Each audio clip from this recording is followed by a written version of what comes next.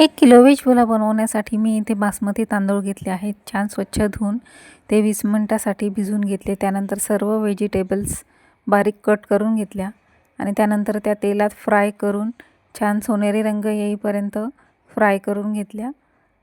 त्यानंतर त्यात काही खडे मसाले टाकले, तूप टाकलं. त्याच्यानंतर काजू फ्राय करून घेतले.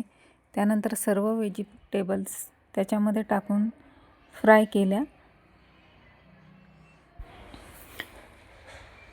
3 मोठे कांदे घेऊन छान लांब लांब कापून कांदाही छान व्हेजिटेबल्समध्ये फ्राय करून घेतला.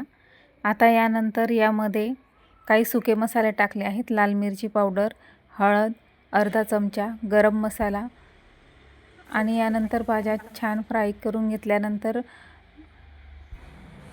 20 मिनिटानंतर तांदूळ छान भिजलेले आहेत. आता तांदूळ त्यामध्ये छान मिक्स करून घेतले आणि वाफवून व्हेज पुलाव तयार आहे.